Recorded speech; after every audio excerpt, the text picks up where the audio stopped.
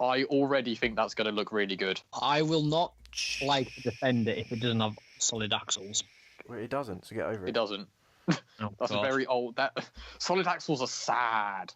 They're brilliant. They're good for what the Defender needs them to be. No, They're not. They're not necessary. Yeah, they're not They are necessary. necessary. They're not. They're really. They're not necessary. Yeah. They're really not. They're not. In terms of the Defender being standard, it's not necessary. What you're talking about is ripping the arches out and putting massive wheels on. That's what it's good for. It's good for articulation in that sense. Yeah, but if you want, I always think of the Defender and the Farmer. You know, they go hand in hand. You don't buy a Defender for serious use unless you're a farmer or you've got a lot of money and you like. British Army would disagree with that. Yeah. Plus, Defenders became kind of a fashion statement. It's a workhorse first, then it's the fashion statement. It's not the other way around. No, the thing is, at the moment, they are already the fashion statement. You know, people that's because they became and say, "I've got a new Defender." Yeah, but that's because they became old and outdated. They stopped being used for what they were originally designed for because they became old and quirky. It's like the original Mini. It was the problem because they didn't break down. Oh, well, they did break down a lot, but not massive engine failures, per se. Well, and everyone just the TD5s weren't great. The injection. Yeah, but that's filthy modern stuff. Yeah, we're talking like the 2.5 non-turbo diesel engine from the 90s. Yeah, the 300 TDI, the one that's in the Discovery.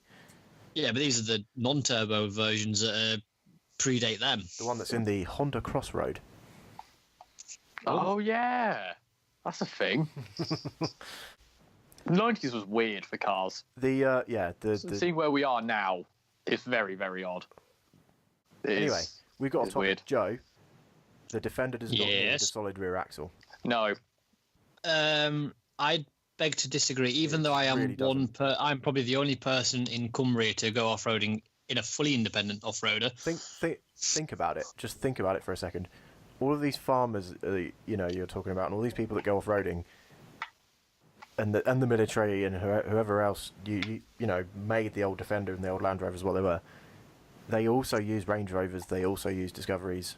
Yeah. Of modern generations, and they're all capable of off-roading. The thing the new Defender will bring is thick tyre sidewalls, small overhangs, and more ground clearance, and various other technologies. Yeah, it's still got the platform and the letterbox size of the old one. The old Defender is as capable, modernised. It can thank its dimensions for its capability as much as the rear axle. You're just.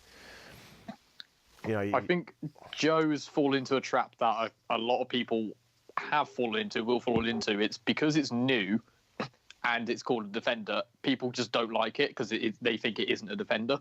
Yeah. And they'll find something they don't like about it and kind of hang on to it. Even though I'm not criticising you, Joe. I'm just sort of tell me if I'm wrong. But they'll sort of think it hasn't got a solid rear axle. It's not a Defender, it won't be as good when actually we don't know anything about it yet. It will be the best off-roader that Land Rover makes. Yeah. By a long way. If you think how capable how capable Discoveries and Range Rovers are, they don't have solid axles, but they're still very good at it. Because now they can sort of engineer around it and have all the benefits. The trickery is, if you look back at the P38, I think it was one of the first Land Rovers to come with a traction control based four-wheel drive system. So once you get over the articulation, the next problem is diff locks. Now, most modern cars don't have, I think the Discovery comes with the diff locks actually, but old Defenders never really had them. I think it was an option, but it wasn't common. About low and high range and all that. No. Cross-axle diff lock. Most 4x4s have a low box in the centre, and then after that you get diff locks in the actual front axle and back axle. Drive to all four wheels since probably the 02 Range Rover has been can be completely controlled by the computer. It's not a case of it's not a case of locking or not locking the diff. It's the car does what it likes with the power. Well, that's it. That's terrain response. the thing that comes from that is what they're saying is that it's lockers for go, articulation for show. And if you have all four wheels locked, you can lift as many wheels as you want. You've still got forward drive. Yeah. Which always battles the fact that, you know, you can have as much articulation as you want. As soon as a wheel comes off, you've lost drive. Yeah. Hence why lockers are always preferred for more extreme terrain. So modern traction control systems, it can do a very good job of lock pretty much. It can stop the wheels that are rotating in free air, and it can send all the power to wherever it needs to do just by using the brakes. And on the T38 was one of the first cars to actually have that in the Land Rover Range Rover series. And then from there, it has just been a very rewarding system for most 4x4 companies, mainly because it's cheap and it's already inbuilt in the car. There's a major development in terms of articulation as well, was with the current Range Rovers. They can uncouple their hydraulic anti-roll bars to give it more articulation. Yeah. Well, again, it's the older generation. Well, the older generation of vehicles, you just take the anti-roll bars off because they're a ladder chassis. They don't handle that well on road. Yeah. So you may as well just take all the anti-roll bars off. All the things that try and stop it becoming, that stop it becoming a good on-road car, you just remove all that and just leave it to its off-road. You make it single purpose, essentially. Yeah. So the point is, the Defender is going to have all this stuff and more. Like there will be new stuff that in terms of off-road prowess that the Defender brings, because that's its primary purpose. Yeah. And it will still. Like if it will. So go on. If they weren't going to put, if it wasn't a kind of big step change, they wouldn't have just killed the Defender and then left it for years. They've deliberately, and I read this earlier, they've deliberately left it a few years so that they can really get it right. I mean, they're been thinking about a new Defender by the time it comes out, what's the something 100 concept from like 2011? That'll be nearly 10 years old. So they've been thinking about a new Defender for so long. Well, the original plan was to stop making the current one and then, in the next year, reveal the next one, and they haven't done that. Yeah. It stays because they wanted to get it right. Yeah. But it will be, no doubt, it will be completely capable. It will do everything its owners want and more, as Land Rovers do, except it will just go that bit further than a Range Rover. Yeah. To be honest, I like to think that it will sort of, anything it can't handle, you would only be able to tackle in a sort of specialised off-road thing, massively lifted. My thinking is anything that you could do in an old standard Defender, you will be able to do and a bit more in the new one. Yeah. Because the only thing that separates the kind of the new other Land Rovers with their modern technology and the old Defender in terms of off-road capability was the dimensions, overhangs and wheelbase and all that sort of thing. That's where the new cars kind of suffer, because a Range Rover is always going to drag its arse. But the wheel, the wheels are at the extremities on the new one, just as they were in the old one, and it's all the right stuff. But again, do we know if it's coming with the two different chassis options? Because obviously there was the 90 and then the 110. They're doing obviously a short wheel version and a long wheel version. So they'll do 4-door, they'll do they'll do 5-door, they'll do 3-door. From what I could see, it was an actual door on the back as well, so it opened sideways. Yeah. So and presumably it's going to be pickup. It's going to be sold to like the the UN and sort of armies, for the kind of reconnaissance vehicle almost. So presumably, possibly, no. Armies, I don't think armies. But the where have they're trying to stuff now. The armies have true. wolves and things like that. Not wolves. So it's going to be sold to people who go off to far corners of the world to do exploring and charity work and all that. I think fire services will have them. I think mountain rescue, that sort of thing, will have them. It will be a point of national pride, even if the thing's bloody useless. As many services apart from the army are going to have them. Yeah, and it won't be useless. It will be amazing. So. Well, I mean, if they can make, an Evoque, which is just the Chelseaest of all the Chelsea tractors, if they can make that capable of road, then I don't think we've got anything to worry about. Exactly. If you can make a Velar sat on 20-inch wheels do the same course as a Series 1 minus dragging its arse a little bit, then the new Defender's not going to have a problem.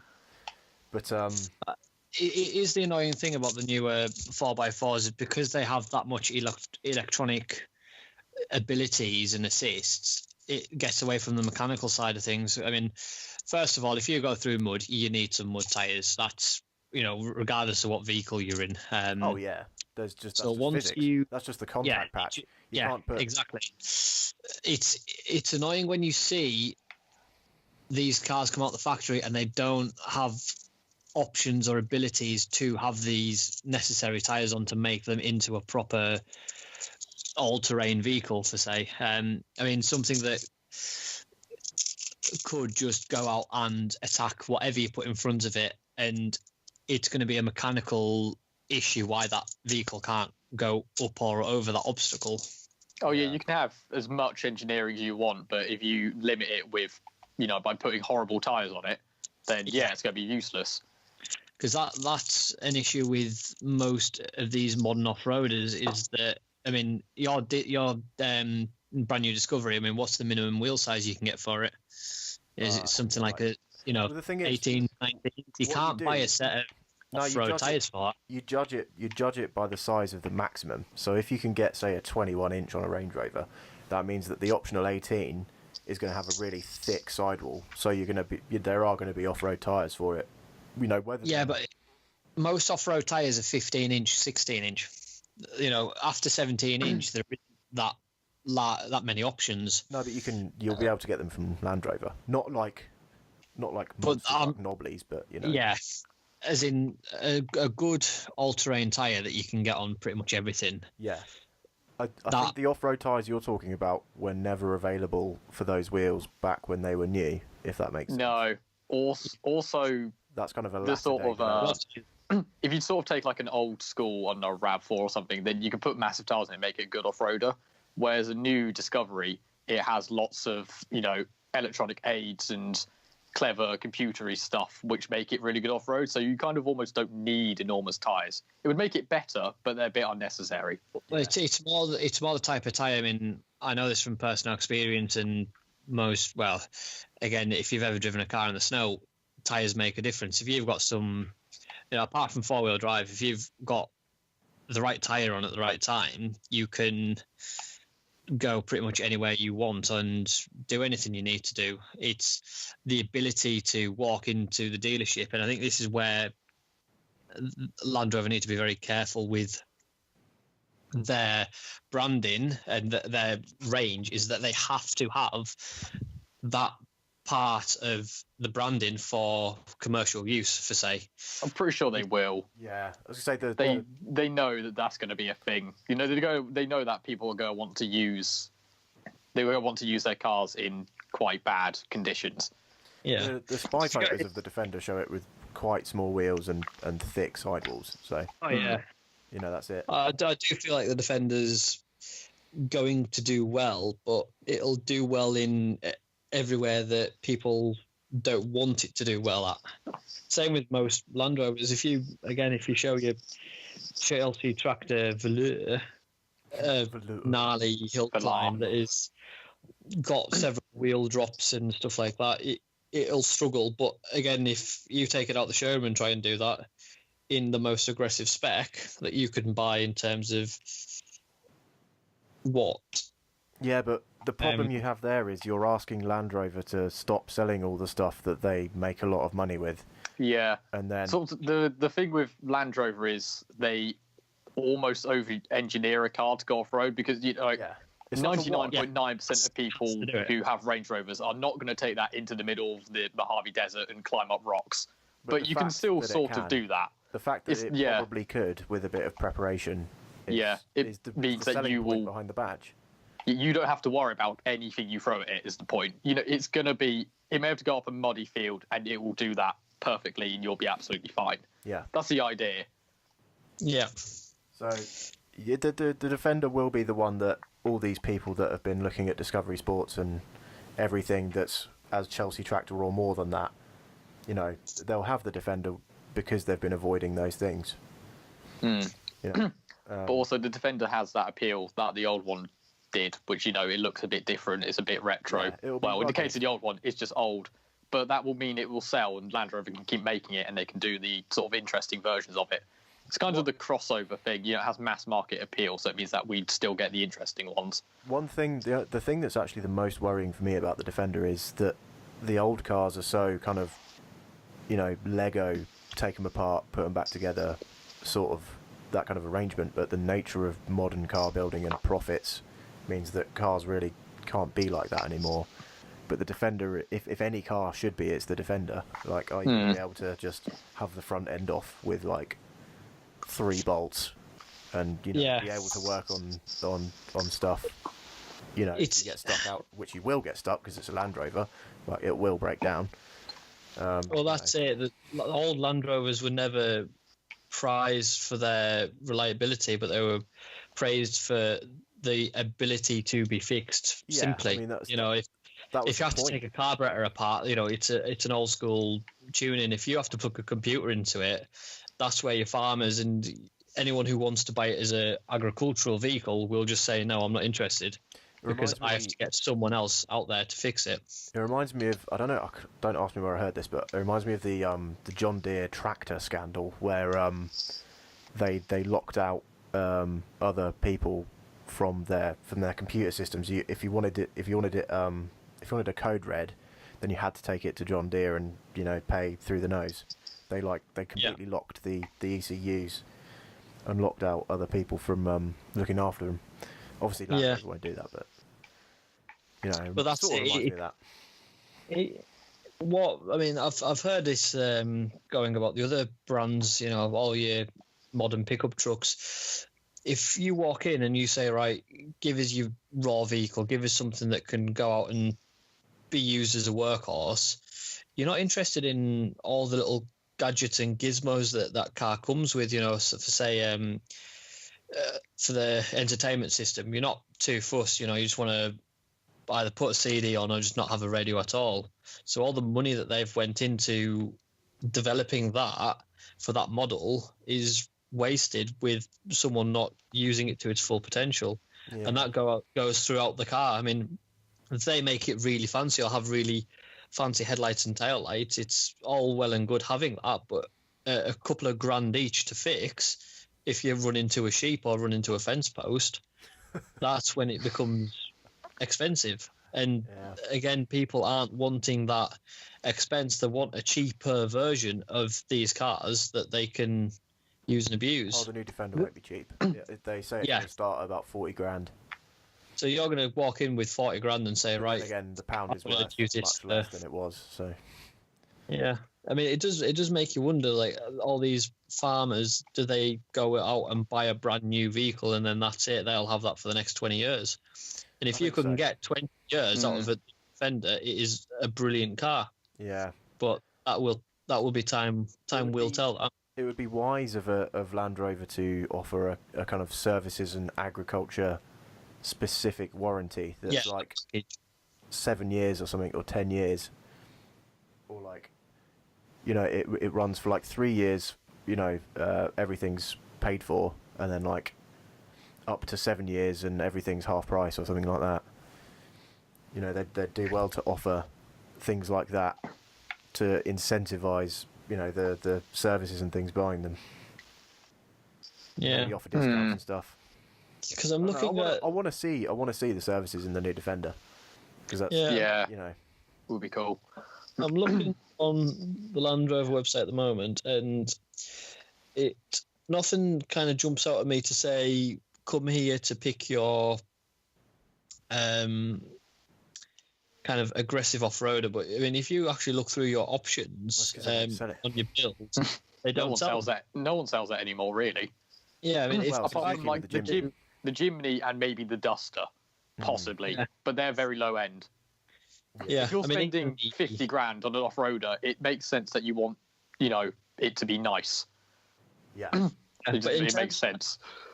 If you go and click on Land Rover Discovery and you want to build one up, you get several road-going versions. You have to go to the special vehicle operations, as they call it, range, which I'm just loading up now,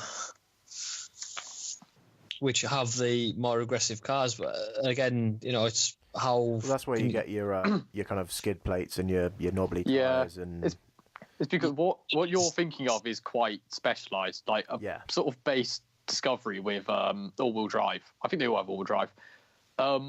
Would be fine for basically if you want to throw it. I think the Discovery Sport does not come with four-wheel drive. The Discovery Sport standard. Doesn't. I think the Big Disco does. The Big Disco does, yeah.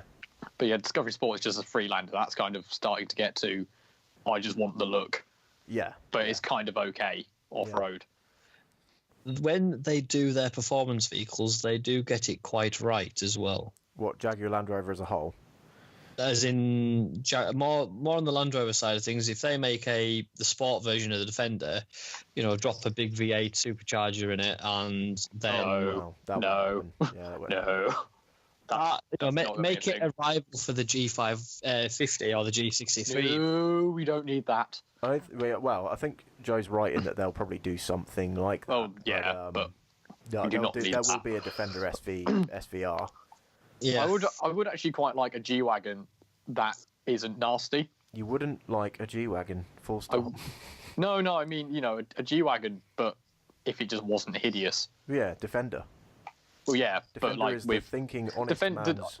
No, I'm thinking about the Defender V8 one. What's it called? SVO thingy. Oh, the new one. Yeah, the new one. Yeah, the old one. That is the G-Wagon for people that don't dodge tax and sell drugs and or oil. Or put videos of themselves doing sexual acts on the internet and then get famous of it. Oof.